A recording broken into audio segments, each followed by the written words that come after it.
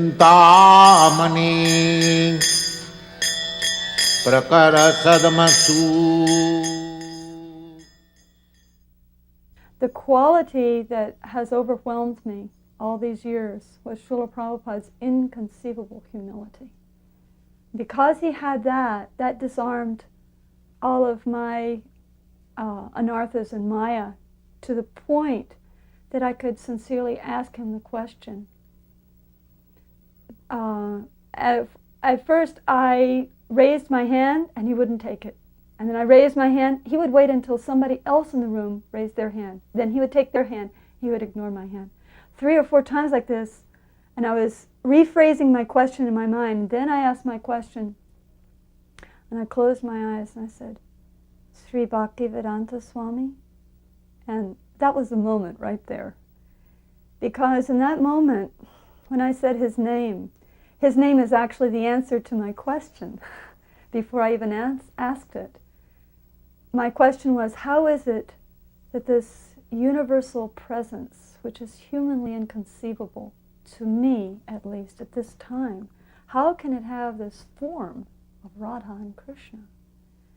So Srila Prabhupada, his very name is the answer to that question. He is Bhakti Vedanta. He is the end of knowledge, is Bhakti Yoga and devotion to Krishna.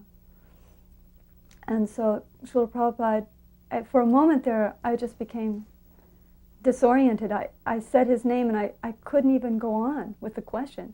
And Srila Prabhupada very, very patiently waited for me. Everybody waited for me. It was a very intense moment because his glance was upon me and his mercy was upon me. So then he answered me. He said, by his mercy. And then he said something very astounding, for which was one of the main reasons that, it was a mystical thing, but it was one of the reasons that broke through my hippie anarthas or whatever I had, so that I joined. Srila Prabhupada said, you cannot make the sun rise. These are in my own words. It's in the folio much more eloquently. And similarly, you cannot make God appear before you just to answer your doubts. So what had happened was 6 months before, I had been sitting on the edge of a cliff after climbing a mountain all night long. And I was going to meditate on Om, and then when the sun rose, I was going to merge with the sun. I was going to become one with the one at that time. And Srila Prabhupada said, you cannot, and when the sun rose, after all this endeavor, I'd been fasting for days, and I'm sitting out here, I climbed all night long this mountain. When the sun rose, it was a cloudy day, and I couldn't even see the sun. So Srila Prabhupada says, you cannot make the sun rise, and similarly, you cannot make God appear before you just to answer your doubts. And the night before I had come to Krishna consciousness, I had prayed to Krishna, to a deity of Lord Shiva, to please help me to know what was the answer of, for everything. And then here the next day I meet Srila Prabhupada. It was so wonderful how everything happened. So I joined the Chicago Temple in 1972, just before Janmashtami and Vyas Puja, knowing that the devotees were all going to pile in a van and go to the big festival in New Vrindavan. So they had just buzzed me up, and I went there, and we were just, all ecstatic. You're a new devotee, you were ecstatic. Prabhupada's coming. And I remember when Srila Prabhupada pulled up in the car and got out, I could feel it. It felt like in every molecule of my body, I could feel that I had been traveling all over the material universe, the higher planets, the middle planets, the lower planets, for millions and millions of lifetimes. I could just feel it. It wasn't like theoretical. I could feel it. And there he was. There he was. This was my ticket out. This was the person. My sojourn in the material world was over. And I can remember just being in complete ecstasy. My hairs were standing on end, and I was just crying like anything. And I can't even remember if I paid my obeisances. I was so stunned and bowled over, and just a feeling, such a great feeling of relief that my sojourn in the material world was over. All I had to do was follow Srila Prabhupada, and everything had been taken care of. We were walking in Regent's Park in London with Srila Prabhupada. And actually it was perhaps the month of October or November. It was quite cold. And there had been some type of precipitation because the walkway was icy. Prabhupada had on an airline blanket, which he was using to wrap around his waist on top of his dhoti. I'm sure Prabhupada didn't steal the blanket from the airline, but somebody did. In any case, it was a type of striped blanket of some type. I believe it was striped. I forget the airline. And there was a wool blanket. He would wear that. And it was just Srila Prabhupada and myself walking.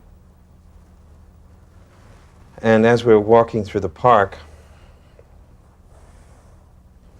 Prabhupada was taking his stick, and he would stop and he would smack the puddle which had frozen. And then he would walk on. Then he'd come to the next one and he'd bang, smack it, and it would shatter. And after a while, I guess he was waiting for me to ask him why he was doing that. So I asked him. And Prabhupada said, because this is not the natural condition of the water. He said, similarly, it is not our nature to be in Maya. So we must break the back, the material energy. And he said, this is not our natural condition, to be in Maya. And I remember we kept walking, and at one point there was some, I think it was he noticed that there was a lake of some type, and it was frozen except for the portion around the trees. And he said the Goswamis knew this secret. That's why they lived under trees. He said because a tree is warm in the winter, underneath the tree is warm in the winter and cool in the summer. He said you can see that because around the tree the water is not frozen.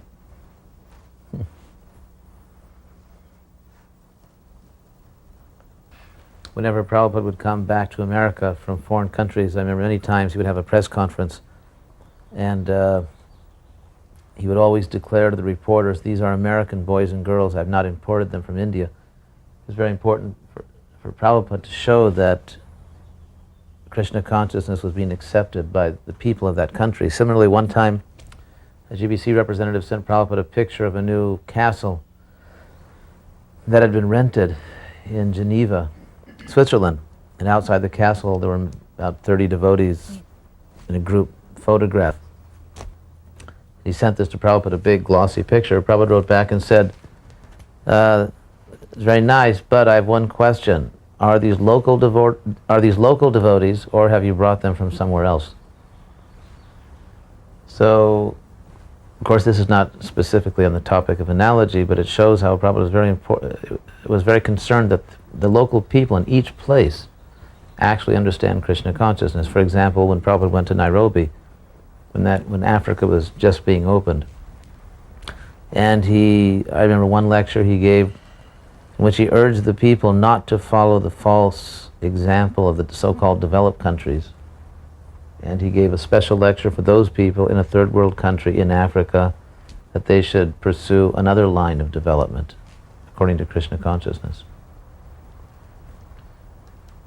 So this, I think, is something that can be discussed also, is how Prabhupada in so many different countries presented something which was very appropriate and meaningful to the people of that country. For example, in America, he, knowing that Americans would naturally be proud of having the most important, materially most important country, he would sometimes praise. He simultaneously praised America and pointed out the flaw by saying that you have so many achievements, but all these achievements are like zeros. The fine roads, the buildings, the prosperity. They are material achievements, but they're also zeros. But if you put the one of Krishna in front of the zeros, then these achievements become real achievements. So that was preaching for America. And then Srila Prabhupada gave a lecture and so on and so forth. Then he went back to his apartment, and we were all ready for bed. And then the word got out, Srila Prabhupada came back. This is like 30 minutes later or so. So we all scrambled together and came into the temple room, and we were sitting there very expectantly, and Srila Prabhupada was very grave. And he said, he began by, he didn't say anything at first. He played a tape of Vande Hum with himself on the harmonium. He said, I've just received one telegram from my godbrothers at Keshav Maharaj. The person who gave me sannyas has departed. And he said, then as he was talking, he began remembering his spiritual master. There's a cassette tape of this. And as he was speaking, there was one tear, very, very slowly came and just kind of like hovered for a little while. It was like his separation from his spiritual master. It was such a beautiful tear, just like a shining diamond. So many of us saw that and have commented on it. And at last it fell. It was so beautiful. So Srila Prabhupada, he asked that one document be sent around the room. And this one girl, Madhavilata, was asked to take it around. So she's taking around this document to sign, to reply to the Gaudiya Math that he's received the news. And then Srila Prabhupada said, the girl, she was hesitating, like there was another guest tonight, and she wasn't going to let us sign. And Srila Prabhupada said, no, everyone here, they are all witness. So then I knew that Srila Prabhupada was accepting me in a certain way. He was accepting me as a part of something that was happening there. And I felt it was a very wonderful experience. So the first time I saw Srila Prabhupada in Hawaii, the Pujari had really done a great job decorating the deities. There were banana leaves and tulsi, mounds of tulsi and flowers. And so when Srila Prabhupada started the lecture, he commented how beautiful the deities looked and how wonderful a job the Pujari had done. And he said, you must do this. You must decorate the deities very nicely. And by decorating the deities, you are decorating your heart. And then he said, and if you neglect to decorate the deities, then you will be neglecting to decorate your heart. And then your heart would become black. And he goes, and that is why so many have left. And everybody was, because he said it in a very grave voice. You know, first it was very ecstatic, and that is why so many have left. And everybody got like nervous and stuff. When we went to India with Srila Prabhupada, 1970, at the time, and leading up to that time, the Sankirtan movement had pretty much just begun, say for a year and a half, meaning active street Sankirtan. And it was done by, chanting Hare Krishna on the streets and distributing back to Godhead magazines, basically. So when we got to India, we applied the same formula. We started to chant Hare Krishna on the streets. But as soon as we did that, there was some ridicule. People were ridiculing us a bit. And there were some newspaper articles, even. And people somehow were throwing coins towards us. When Prabhupada heard this, especially the people were throwing coins, he told us, stop immediately doing daily kirtan in the streets, because people are taking it in a cheap way. Then gradually, things turned around a little bit, but it was significant that Prabhupada was willing to adjust completely a most fundamental strategy, of street chanting parties, if it did not have the desired effect. So a preacher has to be an expert judge of time, place, and circumstance. And know how to present Krishna consciousness in an effective way for the local population. And it may be, one formula may be, totally unsuitable. And Prabhupada did really know how to decide which formula was suitable to which place. I think that was one of Prabhupada's most outstanding qualities. He wasn't a stereotyped thinker. He used to say, spiritual life is not static, it's ecstatic. His pun on that word, it's ecstatic. And he was always thinking of, brilliant, unique ways to spread Krishna consciousness.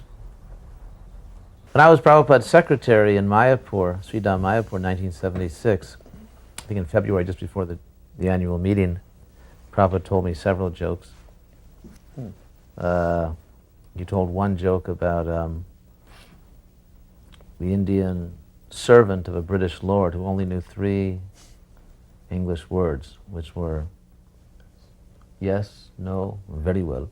Very good. Very good. So what happened is that one Indian was a servant of a British lord and had to leave the service, so he convinced his friend to take over the service. You heard the joke also. And so the friend protested, I don't know English. How can I serve this British lord? He said, you only have to know 3 words.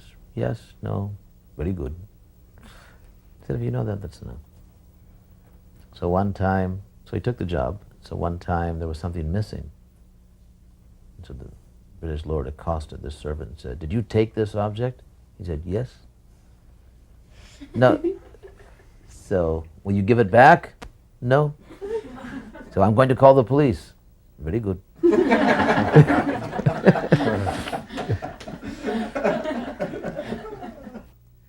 After being with Srila Prabhupada in his room for 2 hours, and there were so many things that happened, then I went into tears. And I said, okay, I'm leaving ISKCON. I'm leaving this movement. I can't take it anymore. I can't become pure like that. I can't become a pure devotee. And so the Narayana and Jayagopal, they said, you're right. This is not an ascending process. You can't do it. But Srila Prabhupada is so great that he can make a devotee even out of you. And that one glorification of Srila Prabhupada, thank you Narayana, has kept me all these years. So I arrived in Hawaii around Gaur Purnima time, and we knew Srila Prabhupada was coming in May. So I immediately set out to learn everything I could possibly learn about Hawaii, knowing that when Prabhupada would come, he would regularly ask devotees questions about the place he was visiting. So I learned all about Hawaii's history, the hotels, the beaches, you name it, I knew it. I was Mr. Hawaii. So I was learning everything I could, and I was just like knowing that one day I'll be on the walk with Prabhupada, and he'll ask a question, and I'll just be able to step right up and go, well, Prabhupada, that was da-da-da-da-da-da-da. So one day we were walking on Waikiki Beach, and I was walking right behind Srila Prabhupada in his actual footsteps, because they would leave an impression in the sand, and I was thinking, you don't get an opportunity like this in millions of lifetimes. So I was just very carefully walking. I looked to see exactly where his footprint was, and I'd walk right in it, walking, and I'm thinking, Prabhupada's going to ask a question, I'm going to know the answer. Prabhupada's going to ask a question, I'm going to know the answer. I'm going to be the man, right? And then all of a sudden, Srila Prabhupada stopped, and he turned right around, and he was looking right at me. He was very close. I mean, his eyes and everything were and without looking, he pointed like this. He goes, what is that? And I looked over, and I had no idea what it was.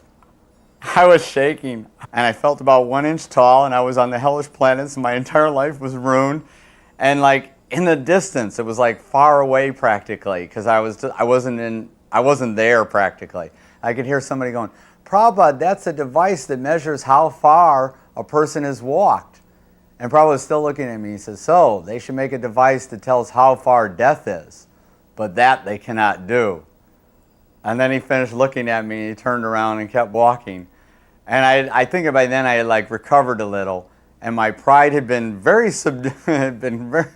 completely eliminated. My pride had been very eliminated, and I was actually in ecstasy, thinking Prabhupada had mystic powers. He knew everything I was thinking. He knew I learned all about Hawaii.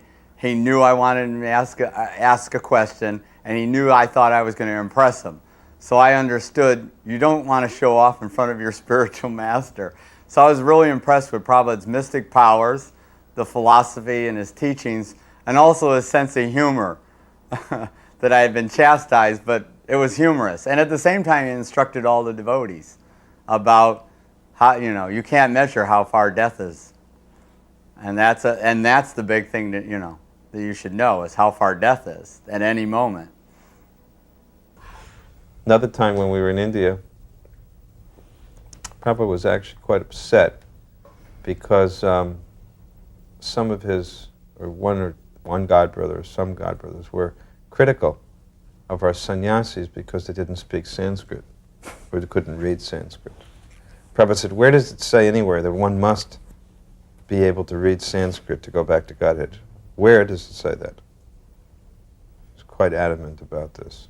And he said, my disciples may be, it was at the same time, he said, my disciples may be disqualified in so many ways. He said, but one qualification they have, he was speaking to some Indian people in Vrindavan who were gathered in his room. He said, but one qualification they have, he said, whatever I tell them to do, they will do it.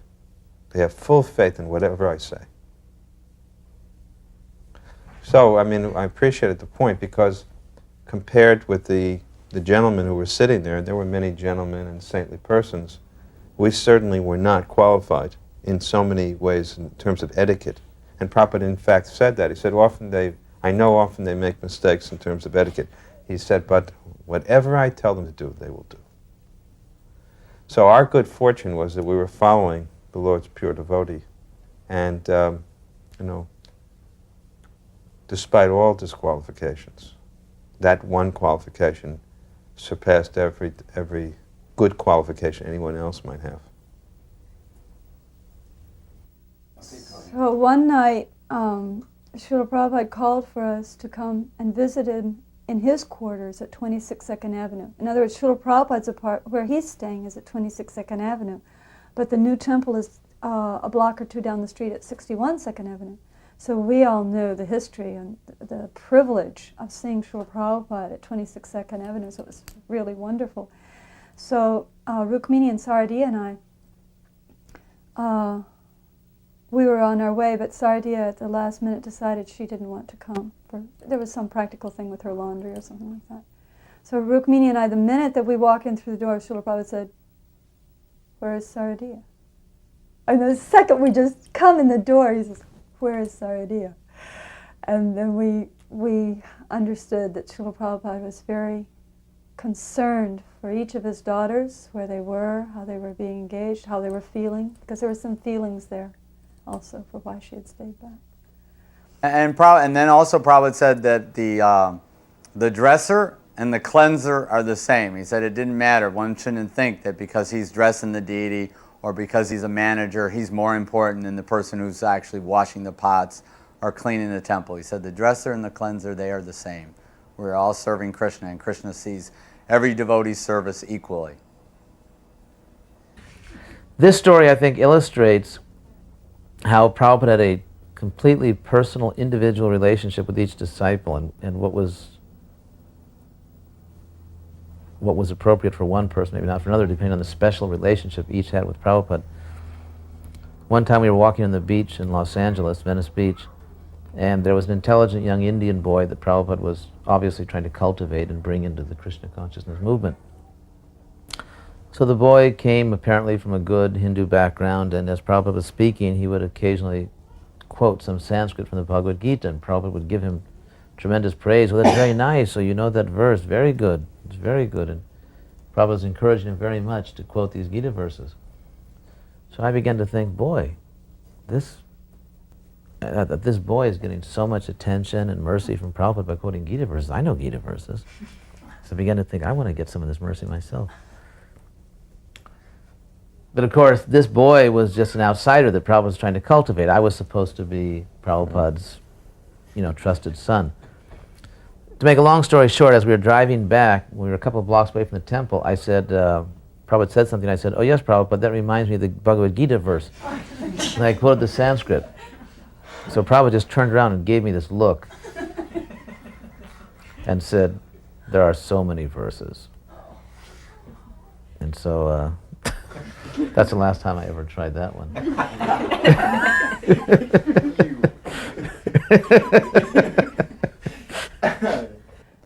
Srila Prabhupada said, I had no reason to leave Vrindavan to come here. And we all were wondering why Srila Prabhupada had said that. It was almost as though there was a change, that something was going on, and we had displeased him or something. It was such a heavy thing for him to say. And then he said, and you have no reason to come here to see me, except Krishna. And it was so beautiful, the way that smile came up, and he said that. He said, and then he looked at all of our eyes, and he went right around the room. He said, I want that each of you open a center. And he said, this Krishna consciousness must go all over the world. So later in that darshan then, Rukmini asked, well, does that mean women too? And Srila Prabhupada said, yes. And then he mentioned the person that I was named after, Jahnava Mata. And he said that she had been a great preacher in Krishna consciousness. He was in Australia on his way back to India, and he sent me a telegram. You preach if mass, I preach if class.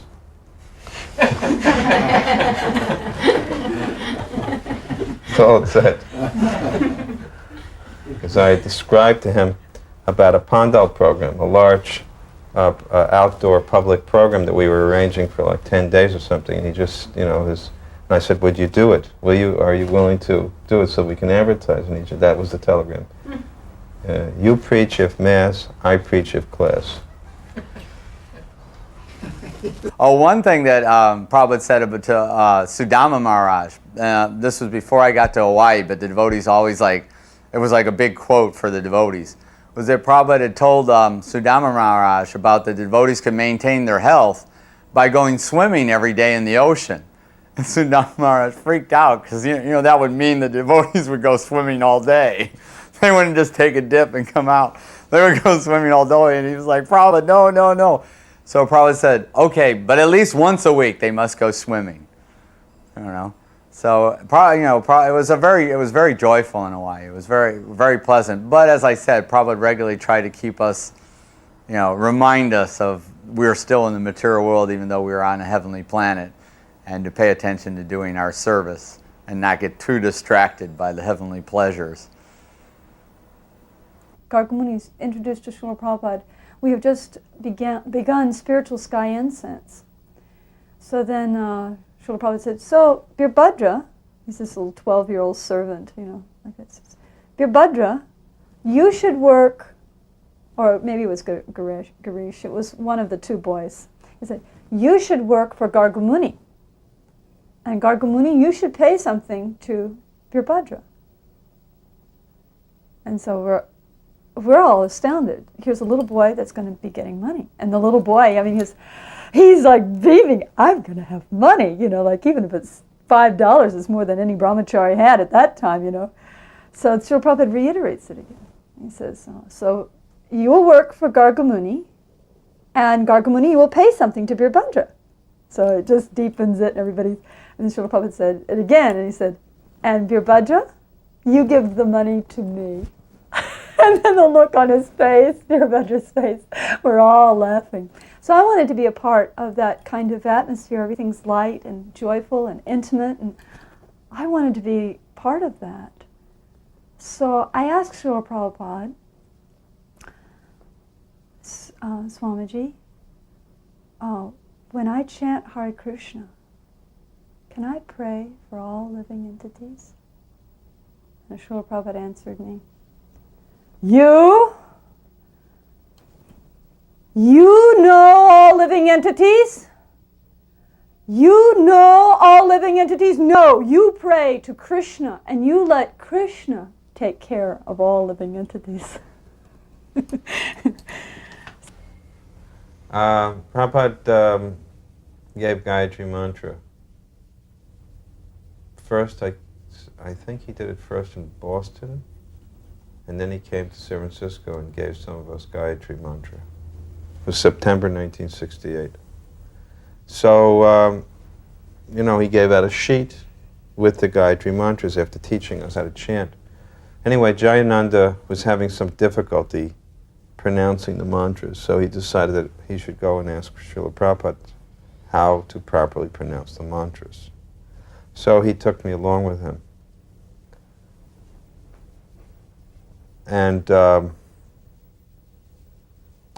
we sat down in front of Srila Prabhupada. Prabhupada told him to go ahead and try to pronounce the mantras. And as Jahnava tried to pronounce the mantras, Prabhupada just leaned back and started roaring with laughter. And Prabhupada just shook his head and said, "It's hopeless." He said, "But it doesn't matter." He said, "Because you're so sincere, Krishna will accept it. Krishna will accept your chanting." I was putting on the garland regularly on Prabhupada because it seemed like nobody caught on that, it looked, because I just knew from the first day Paramahansa Swami let me put it on that there doesn't seem to be like a real structure here. So I would regularly make sure I got the garland and put it on Prabhupada. And nobody said anything. Nobody said, who do you think, So then a devotee was telling me this ecstatic story how he made the sandalwood paste up. And how he ground it, and he added camphor to make it cooling, and added saffron so it would be a nice orange color. And then he told me how he put it on. So okay, exactly. I had him tell me it. Okay, you do this, and then you add the saffron, and then you add the camphor. Okay, great. And then how you put it on, it was like he said, duh, duh, duh. So I was ready, and I was very proud. I'd been putting the garland on, and I was thinking, now I'm putting the sandalwood paste on. I was very proud of my position. I'm putting the sandalwood paste on Prabhupada. So I went and I worked, I did it diligently. Put the right amount of camphor in so it was cooling and made it the right consistency so it wouldn't drip, right? And so I had it ready and I put it on Prabhupada. And Prabhupada got a cross look in his face. And he just turned his head and he didn't say anything. But I understood that it was supposed to be put on his temples. That was more important than the forehead. So then I was shaking, but somehow or another I got it on Prabhupada's temples. And then I paid my obeisances. And while I was down there, I was again thinking, my pride had been squished. I was on the hellish planets. But as I was getting up, I was actually in complete ecstasy that I had been chastised by my spiritual master. And that was mercy too. Not just praising you was mercy, but even the chastisement was great mercy, and that my pride had actually been curbed, and I was actually in ecstasy that I'd been chastised, and I never get in ecstasy if I'm chastised. So it was instructive and it was sweet. Bharadwaj and I were called to Srila Prabhupada's room.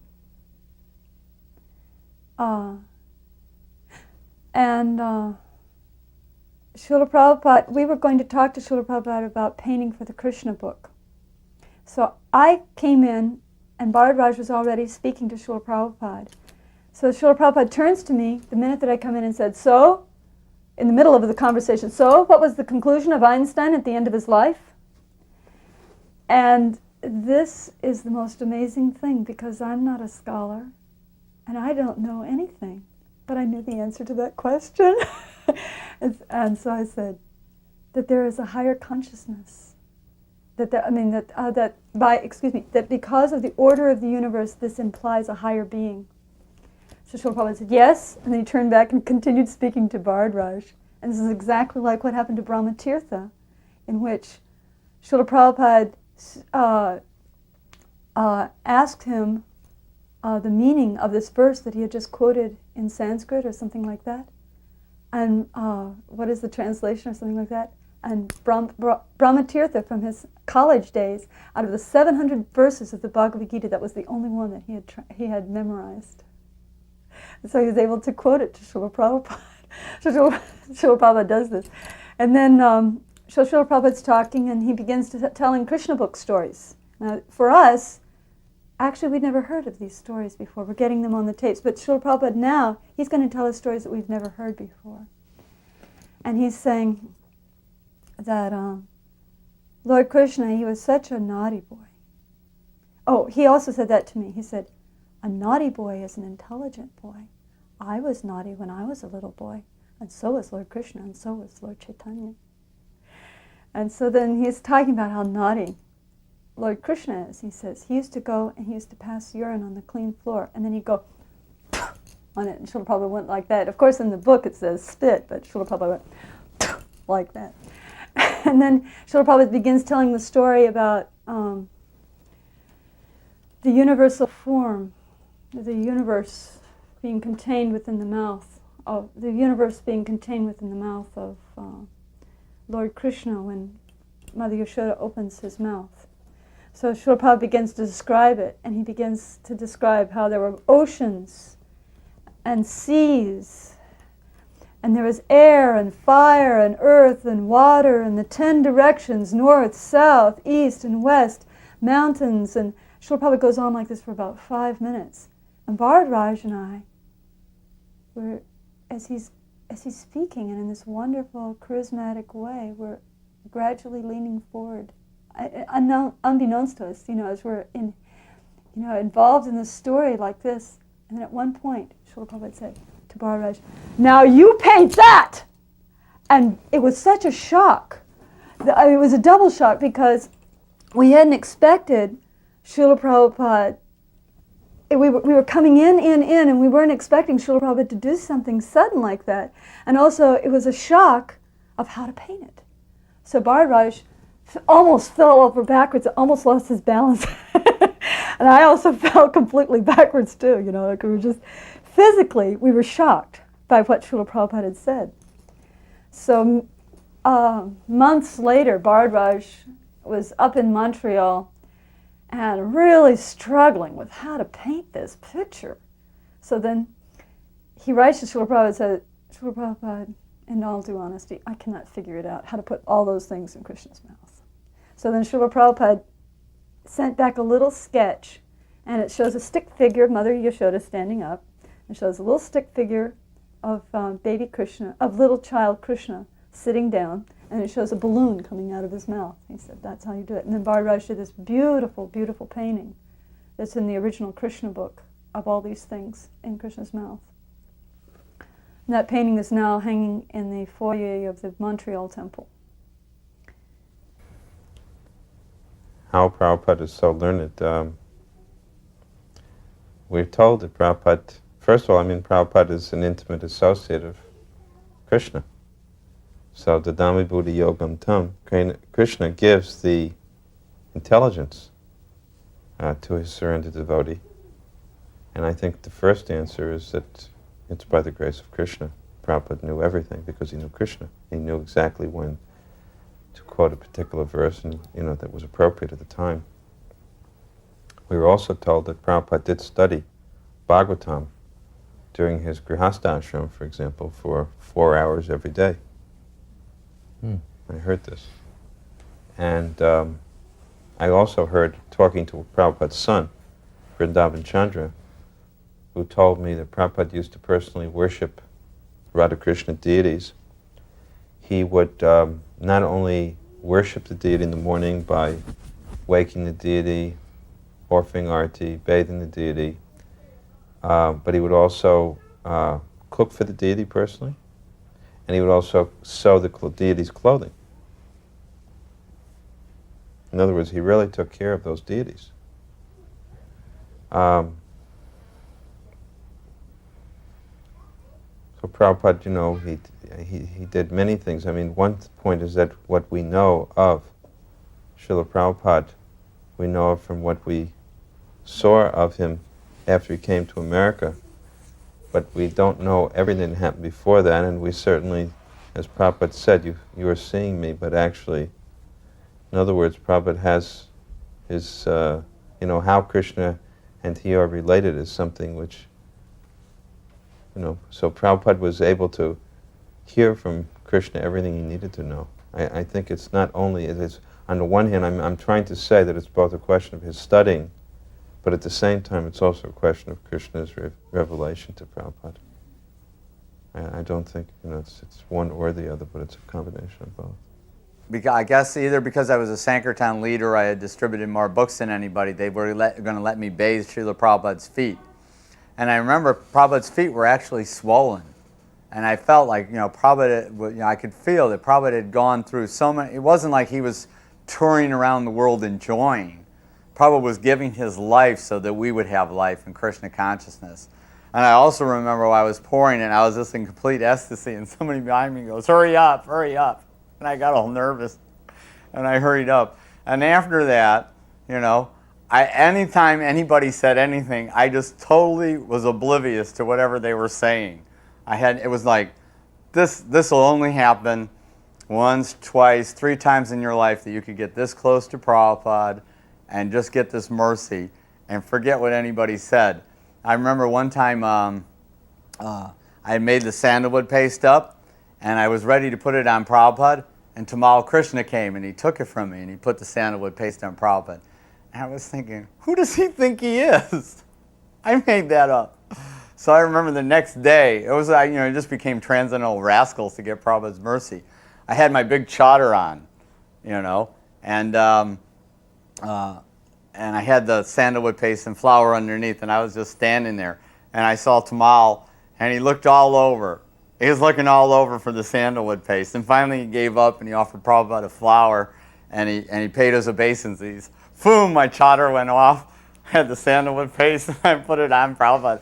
And I remember Prabhupada was smiling. I think he knew what I did. And I was really attached to that chadar because when we were in India with Srila Prabhupada, we went to Haridas Thakur's Bhajan Kutir or something.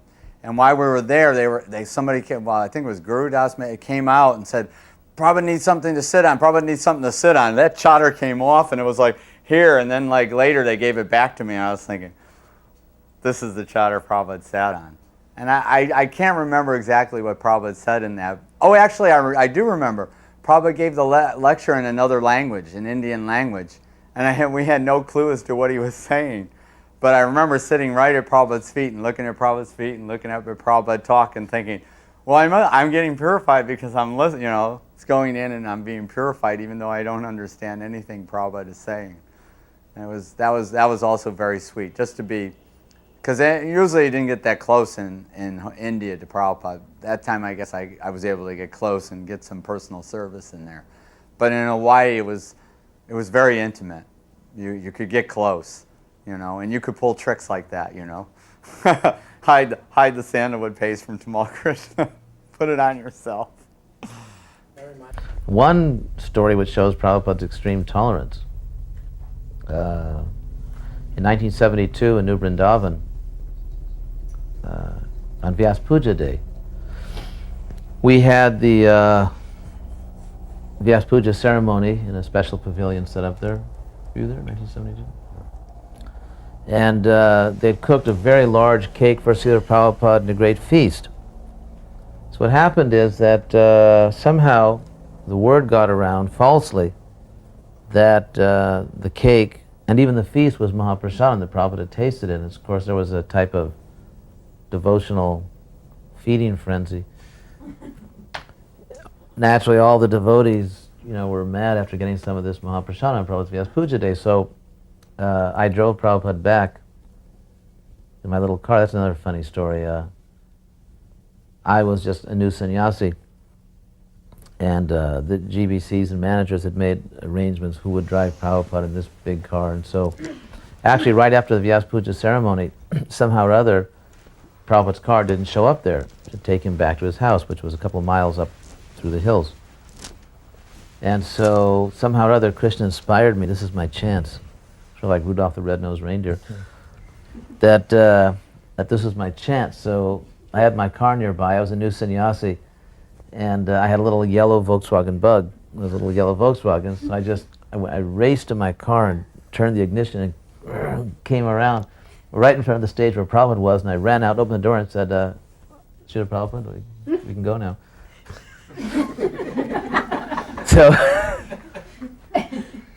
So, anyway, one of the, I won't mention the name, but one of the big leaders was absolutely infuriated by this.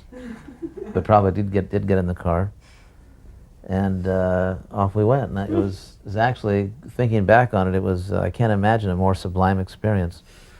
On Prabhupada's Vyas Puja day, driving him alone through the forests, the hills like that. And so we drove a few miles up to Prabhupada's house, and then and actually as we pulled in, that leader had somehow gotten up there, and he was sort of making faces and sort of cursing me so that Prabhupada couldn't see it, but I thought, well, I got the mercy. And Prabhupada didn't have to wait. So anyway, so then we went into Prabhupada's house, and he said, "Where's the lunch?" And then he was informed that mistakenly the devotees had thought it was already Mahaprasadam. And there was actually, on Prabhupada's birthday, Vyas Puja day, there was no prasadam for lunch. And so Prabhupada's servant immediately said, "Well, I'll go cook again." And so he began to cook. But Prabhupada was totally undisturbed, not angry at all. And not to say that he would never become angry. He was soft as a rose and hard as a thunderbolt, like Lord Chaitanya Mahaprabhu himself. But in that particular occasion, he was actually very peaceful and happy. And then we just talked for a while until finally the lunch was cooked. I was a Sankirtan leader, so that meant I kept the book room. It was supposed to be kept in order, and I'm a very sloppy person. So I knew where the books were, but as far as like really having it straightened out and organized, and there are empty boxes around and like those yellow things that get wrapped around them. And so it was kind of messy. And then one day we heard Prabhupada's doing an inspection of the temple, and I was like, oh no. And I ran to the book room. I didn't even go on the first part of the inspection because I was like, oh no. So I got in there and I'm like stacking books up and busting boxes up and throwing stuff in the trash, and then I started sweeping, so it was all clean. And I just got done sweeping when Prabhupada got to the door, and he was looking at me. And I didn't know. I don't even think I paid my obeisances. I may or may not have. All I remember was Prabhupada was looking at me, and I was frozen. And then I heard Prabhupada asking, "What is this?" And Shruti Kiri, "Oh, this is the book room, Srila Prabhupada." Then Prabhupada looked at me. And this time it was eye contact, and I could understand that Prabhupada knew that I had just finished cleaning that book room, and that regularly it was a mess, and those were his books, and that his book room should not be a mess. And after that, I pretty much firmly resolved that the book room would always be clean and it would always be straightened out, so that if Prabhupada was going on a walk, I'd be all right. I could actually take the walk with him and not have to run to the book room and be like, oh no. This incident takes place in Boston at the airport in 1969. And Bhagavan is there, Hrdayananda is there, Brahmananda is there. Everyone has come from all these different centers. And Brahmananda is instructing us, now everybody, you have to behave in a certain way. Previously, you jump over chairs at the airport, it's not good. We have to have some kind of protocol of an etiquette, how we handle ourselves in public. This is PR. So everybody's behaving themselves very nicely. And then after a long wait, we see Srila Prabhupada's bead bag up above the customs, some kind of customs wall. We can see it. Srila Prabhupada's.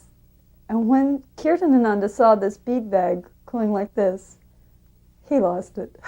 With his danda, he goes flying and jumping. And all of us went flying and jumping. I'm sorry, but that's all we could do.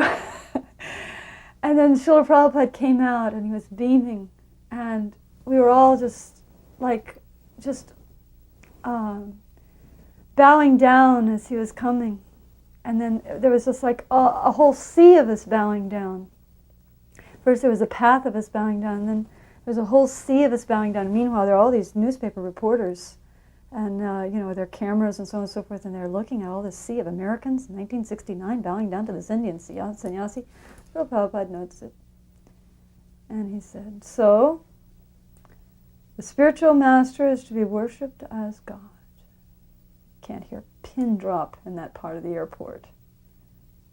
But if the spiritual master thinks that he is God, then he is dog. And then he had him. He had him.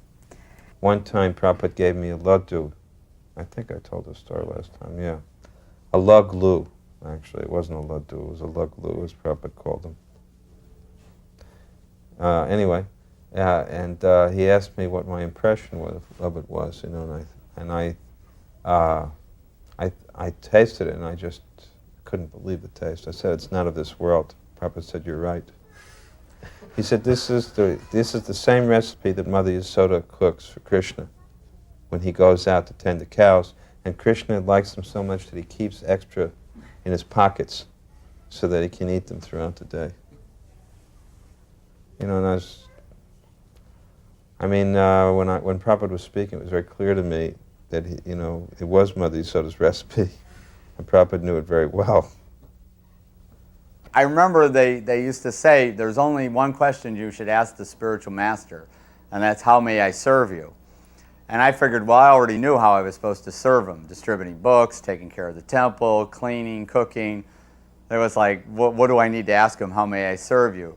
So, but when I was in Chicago, I had been on Guru Kripa's party, and they used to do Ganesh worship.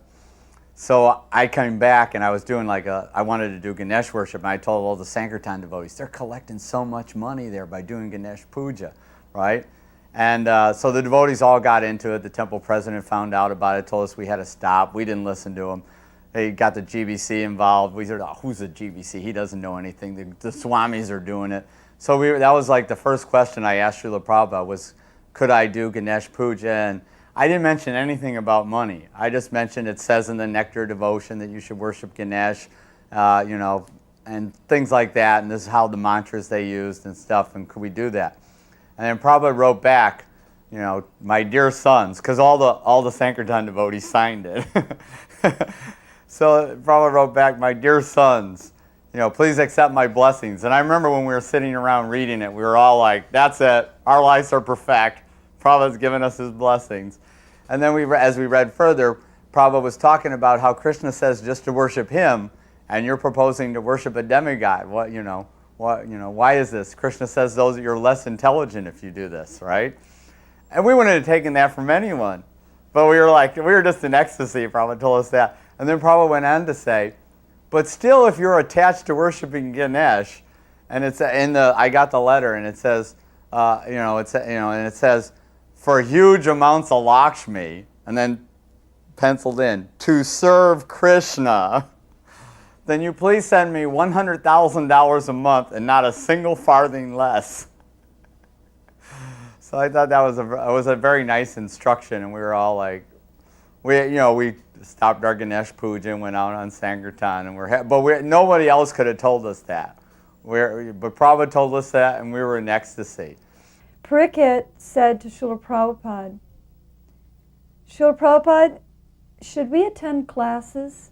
Because what was happening at that time was Bharadwaj was taking the artists over to the Los Angeles County Art Museum, and we were studying the art and making sketches and so on and so forth, and he was giving us sketching classes and so on and so forth. Srila Prabhupada said, yes.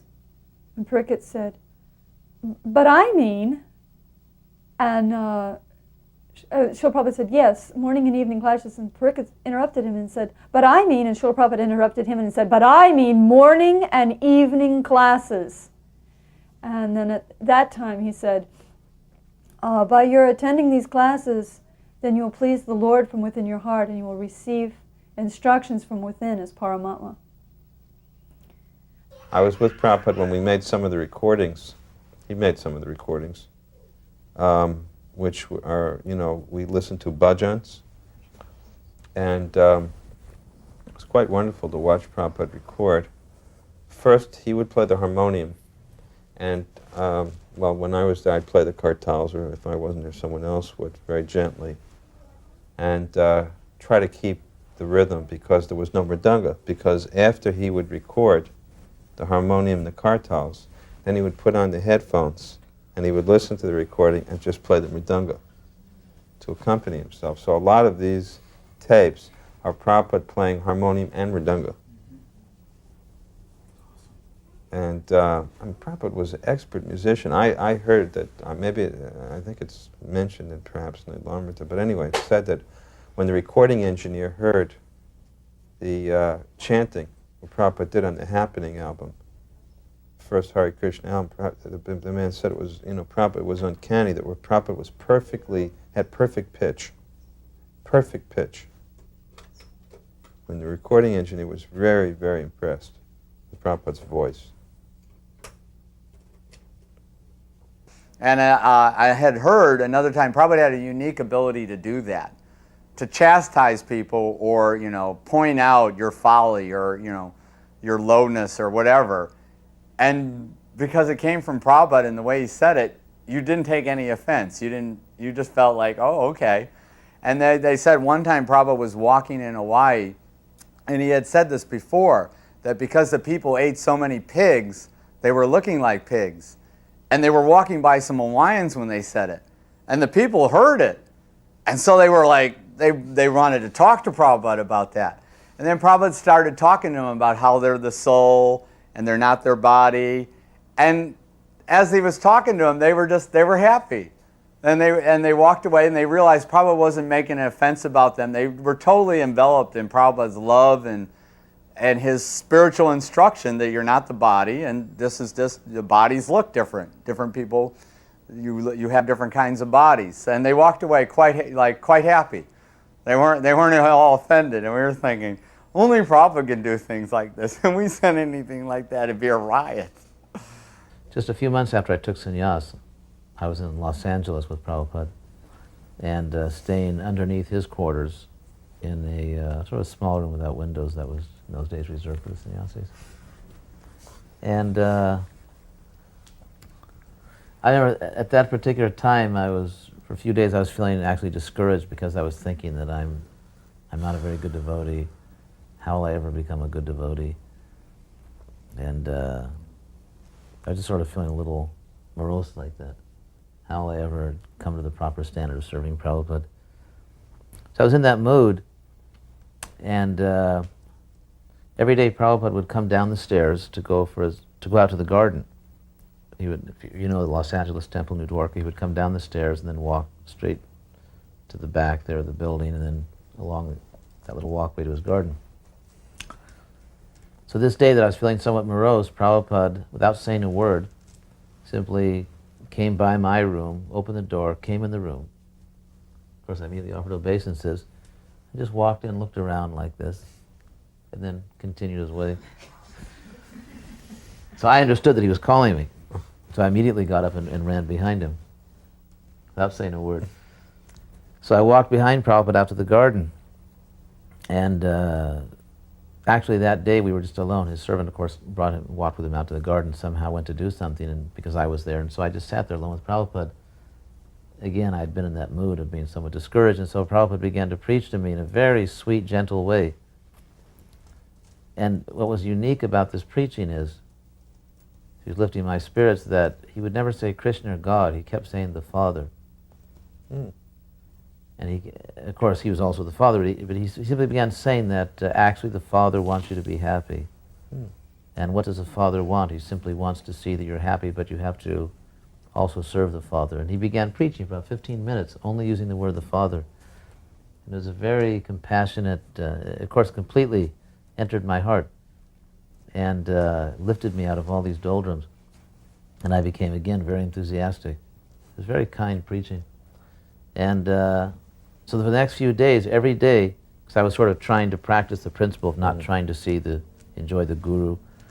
So I would just stay in my room, and every day in the afternoon, on his way out to the garden, he would walk in, again, just walk into my room, just right through the door, and just sort of look around, and turn on his heels and walk out. And every day I would run behind him. One time he actually, as far as I remember, he said it both times he was in Hawaii. He talked about the surfers. And he would go, you say surfer, I say sufferer. And every devotee was a surfer. Tell me, Prabhupada looked right at him when he said it. You know, and which I kind of got a kick out of because I was thinking, well, how many surfers there were? And they all say it. Prabhupada was looking right at him when he said that. You say surfer, I say sufferer. One thing that I always remember is how Prabhupada once laughed at me.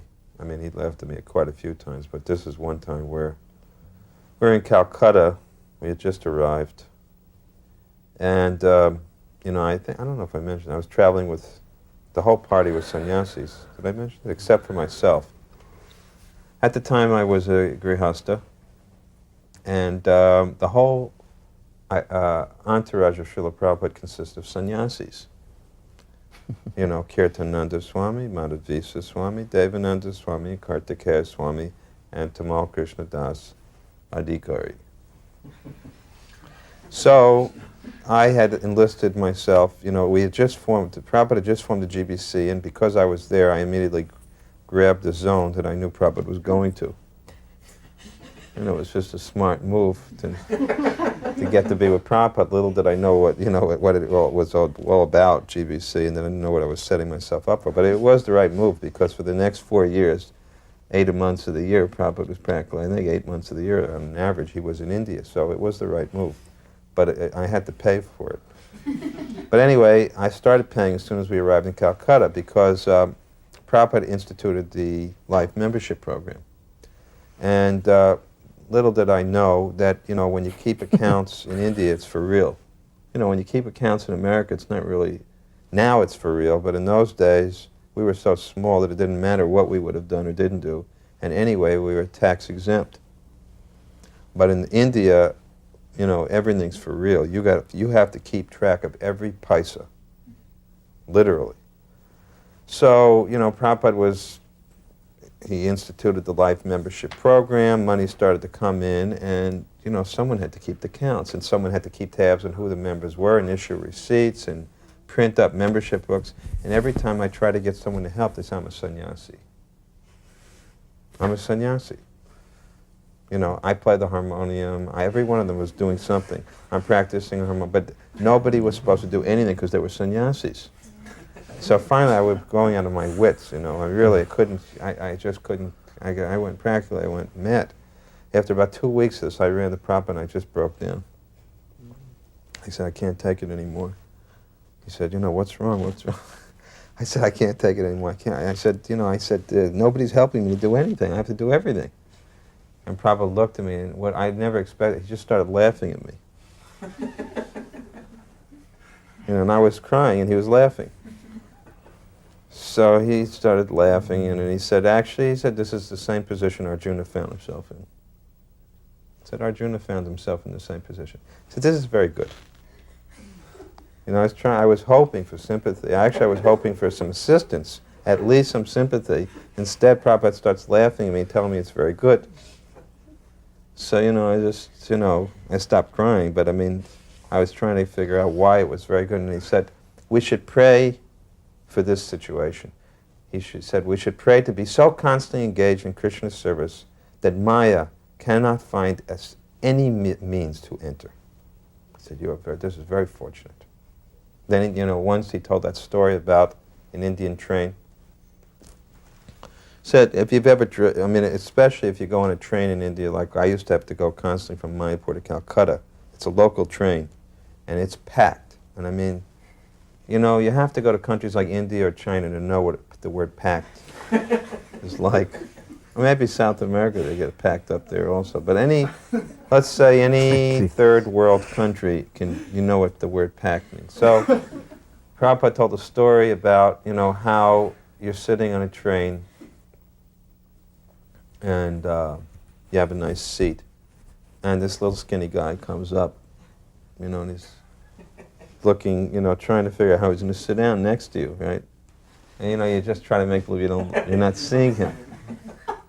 But you know exactly what he wants. He wants to sit down. There is no room. But eventually, you know, he just sort of smiles at you and then plops down. And he wiggles around and gets in between you and the next person. So then you sort of like, you know, you sort of, you have to make some room. And then suddenly, he calls over his little kid. And he sort of pushes you. He gets his kid down.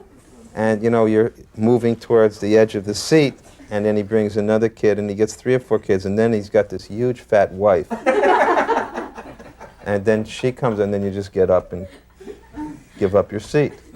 And it all started because, you maybe had a little sympathy and let this guy get in. And Prabhupada said, in this way, if you allow Maya to even an inch to enter, she knows how to come in and take over everything.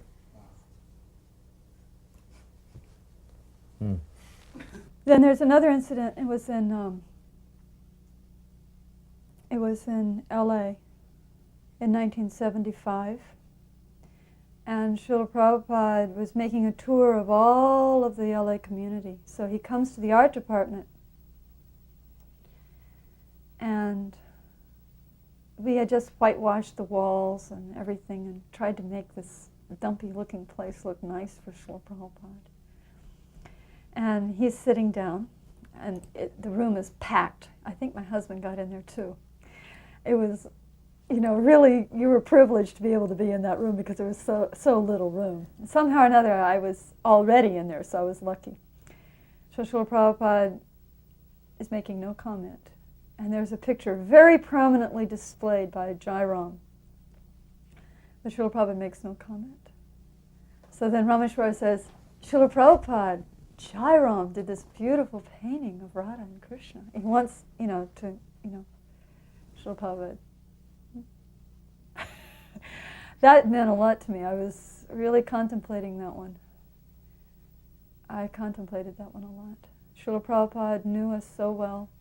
And it wasn't very long after that Jairam actually left the movement and started painting for the Scientologists. And the symptoms were already in full swing that he would be leaving us.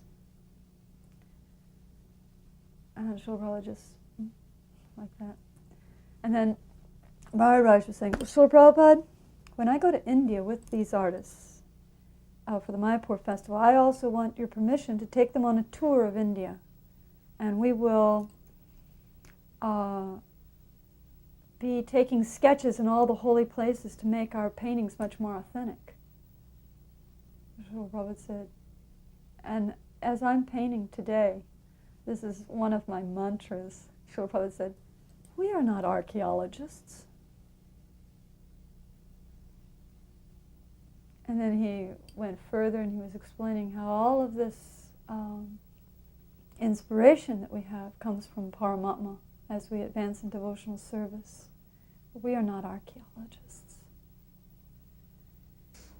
And I know on the Big Island, they used to have a farm on the Big Island. And Prabhupada asked the devotees there, he said, what grows easily here? And they said, Prabhupada, we can grow cauliflower and broccoli and this and that. And they started telling him all the things they could grow. And Prabhupada said, no. What grows without any work? And devotees said, well, corn and guavas, Prabhupada. And Prabhupada said, very good. Guava juice prasadam for breakfast, corn chapatis for lunch, business finished, rest of the time chant Hare Krishna. I don't think any devotees thought they could do that. Another time Prabhupada told the devotees that they could live on 2 dabs a day. He told us that the dabs were very healthy and that you could actually live on 2 dabs a day. Of course, I don't think anybody tried to do that either. But Prabhupada, it was fun because Prabhupada would make comments that really applied to being right there, as well as instructive things. And then he also told us, because the geckos would make their sound, and Prabhupada said, oh, when you hear this, you know the truth is being spoken. So we got all kinds, in Hawaii, we got all kinds of little goodies like that. Little things that we thought were like special to Hawaii and special to the islands and the devotees there. He also confirmed in 1977 at his Vyas Puja, I was enumerating Prabhupada's, just a few of Prabhupada's outstanding accomplishments.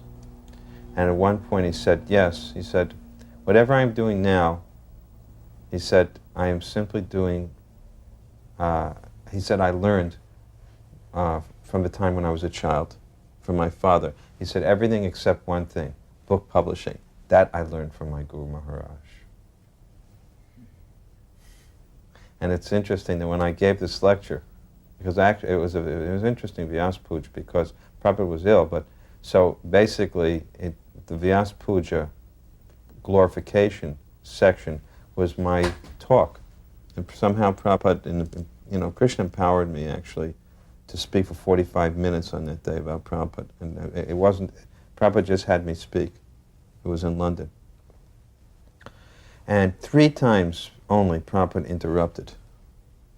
And each time it was to say something about, and my Guru Maharaj ordered me to print books, or and my Guru Maharaj ordered me to publish books, 3 times he interrupted my lecture to insert this point, that my Guru Maharaj ordered me to publish books and distribute books. 3 times.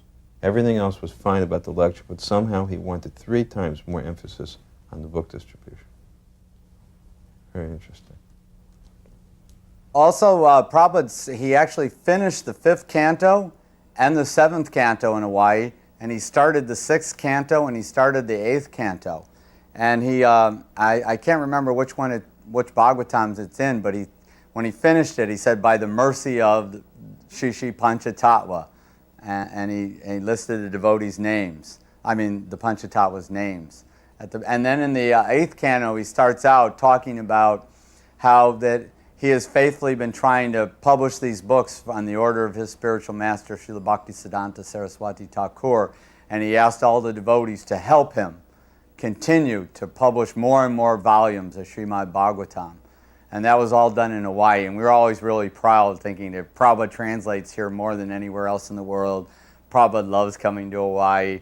So we felt very special in Hawaii, and Prabhupada would make us feel like that. I think he really did like Hawaii, and I think the devotees reciprocated with that mood, and just whatever we could do to make it special for Prabhupada, what we would do. In Dallas in 1972,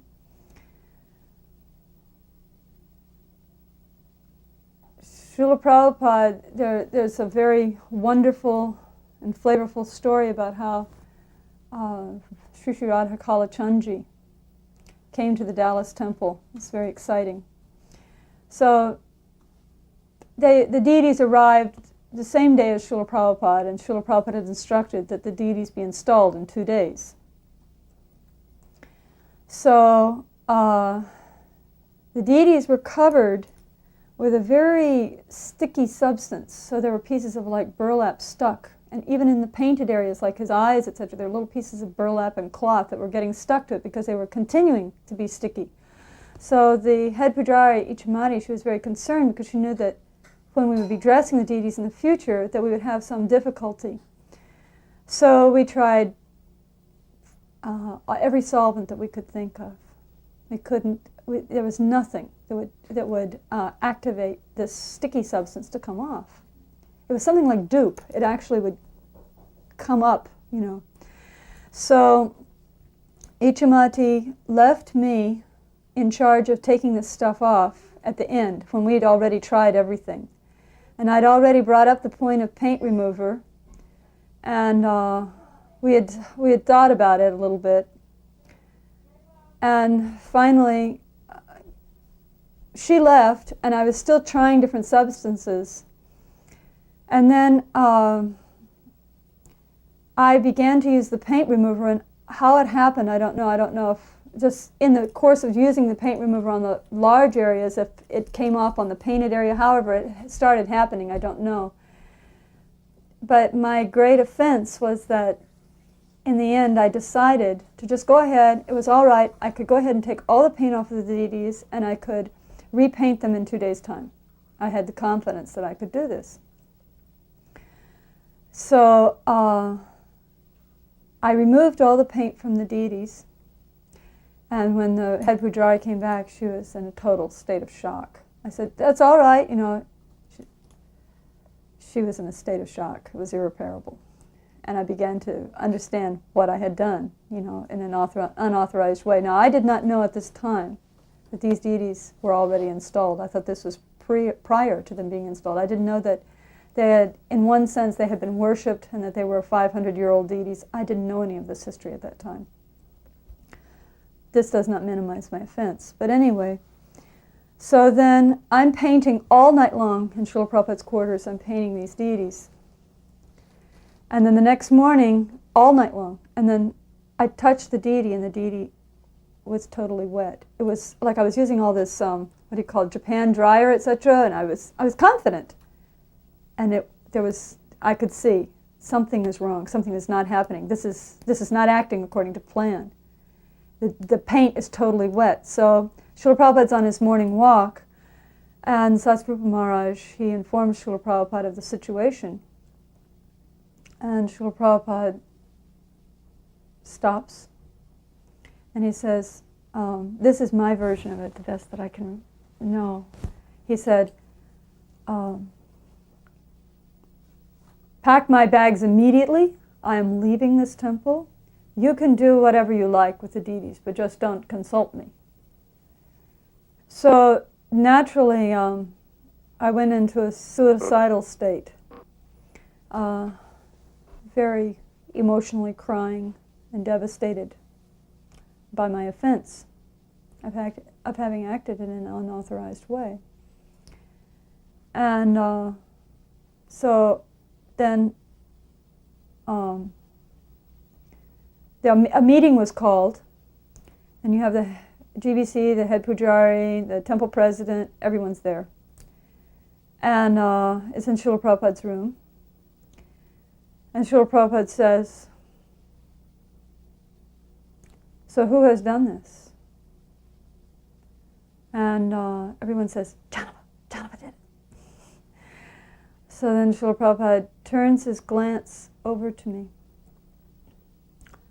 And he says, who told you to do this? And at this moment, I was totally choked with emotion. There was no question of speech coming out of my mouth. And at the same time, I remember the Srimad Bhagavatam, where the bull does not blame anyone for his condition. So remembering this section of the Bhagavatam, I could have pointed my finger a few places, but I didn't. And I felt that I should not do this. And then Srila Prabhupada seemed a little, from within, I felt a little that Srila Prabhupada was condoning or approving that I'm not blaming someone else. So then Srila Prabhupada said, why did you do this? And again, I'm so choked with emotion, because I've just been crying for 2 hours in a hysterical state. And so Srila Prabhupada begins to be disgusted with me. And he starts to turn he starts to turn his glance away from me and his mercy away from me. And I thought, Krishna's kicking and his kissing are the same. I want it. I want whatever Srila Prabhupada has to give me. It's mine. This is my quota. So I choked it off. I said, nonsense, Srila Prabhupada. Srila Prabhupada said, why have you done this? Nonsense, Srila Prabhupada. So Srila Prabhupada said, suicidal nonsense. And then he turns, now he's turning away from me. I've gotten my mercy. And he's turning away and he's saying, no. Then he asks me, he says, so what is to be done about it? And now I'm beginning to feel, he's changed his tone of voice a little bit, and he seems pleased. So I felt a little, well, maybe it's not all that bad, a little let off the hook. So I said, well, I just called Bharat Raj in LA and explained the situation to him, that this paint is not drying, and so on and so forth. And he suggested that I use, so Prabhupada said, Bharat Raj, I am your spiritual master, and I am sitting right in front of you. Why you do not ask me? And I assure you that the sound reverberations of that practically Nrsimha form of Srila Prabhupada, his servant of Lord Nrsimhadev, is going out into the universe, still reverberating to this day. It took me about 2 or 3 years to calm down from that. It was so a wonderful cleansing process. And so then Srila Prabhupada is practically disgusted with me. And he turns his glance away from me and he says, "So what is to be done about this?" So then Ichamati, in all humility, says the same thing I just did, but with humility. She says, "Well, Srila Prabhupada, actually, there's this kind of enamel paint, and if we use this enamel paint, it can dry within 6 to 8 hours. Would it be all right with you if we use this kind of paint?" And Srila Prabhupada said, "Do it immediately." I do remember, though, Prabhupada in Hawaii, one time he was talking about the devotees and the regulated principles. And because the devotees in Hawaii were especially notorious for falling down. They used to call it a sannyasi graveyard. And Prabhupada had actually said at one point, Hawaii was perfect for spiritual life. And then he goes, also material life. So Prabhupada would really, I think on a regular basis, he would kind of like push home the point. And one time he was talking about the regulated principles. And he said, and they were talking like, some people are chanting, but they don't follow the regulated principles. And he said, yeah, maybe that they're, he said they may have to chant for 700 lifetimes before they can follow the regulated principles. And I remember thinking, well, I don't want to have to do that. I better get serious here. I think regularly you hear when he got to a temple, Prabhupada would ask, is everything okay or is everything all right? And I remember, temples weren't, as much as we were in ecstasy serving Srila Prabhupada, we were still very immature, young people, and there were always disagreements and fights and craziness and stuff. But when Prabhupada would ask that question, just by his saying, is everything all right?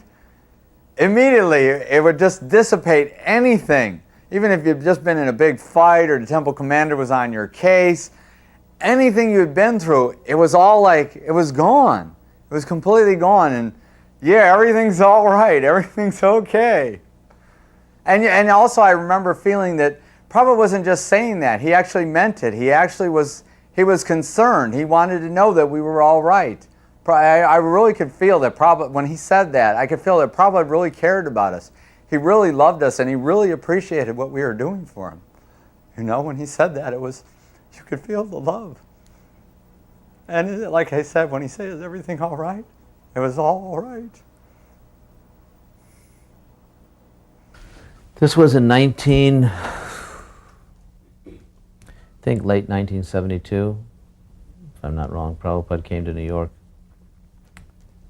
And at that time, ISKCON Press was in New York, in Brooklyn. So after a few days of Prabhupada's stay there, the artists had a chance to come and show Prabhupada all their new paintings, and he would look at them and approve or make suggestions or request corrections or whatever. So Prabhupada had looked at all the paintings, and then he asked for suddenly he was feeling something very deep within himself, and he asked for this song, his own bhajan tape of Jeev Jago to be played. And so the tape player was brought in, and he simply sat there listening, and he was in Vedic language and samadhi. He closed his eyes, and he was obviously with Krishna in the spiritual world. And he didn't open his eyes until the tape was over. Then he opened his eyes, and again it was so powerful that there was just silence in the room. No one could say anything. No one could move. Then Jadurani said that she had one more painting she hadn't showed Prabhupada. So at that point she brought the painting in. Prabhupada was still in this very, very deep internal mood. So he looked at the painting and he said, "It's very good." Then he said, "Actually, all of you are very good." And at this point he was speaking very, very seriously. He became very humble. In other words, philosophically what we can say is at that point, due to his love for Krishna, he could no longer pretend to be the Madhyamadikari who's preaching. He actually was exhibiting his real position as a Paramahamsa. And so he looked at all of us, and I remember very seriously and very humbly said, "Actually, all of you are very good. And in your association, even I am good. Otherwise, I'm very bad." Very, very, so everyone was sort of shocked and no one could say anything or hardly breathe. And so gradually, one by one, we just sort of offered obeisances and left the room.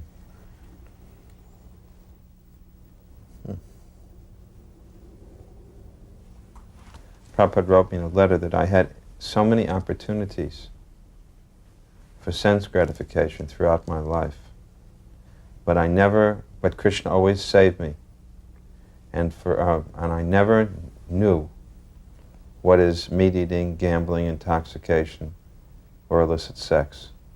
And he said, he wrote this in a letter, he said, "There's never a moment when I was ever forgetful of Krishna." He actually wrote that in a letter to me. He said, "There was never a moment when I was ever forgetful of Krishna." Krishna Kirtana Ganana Tanapano Premamritam Manidhi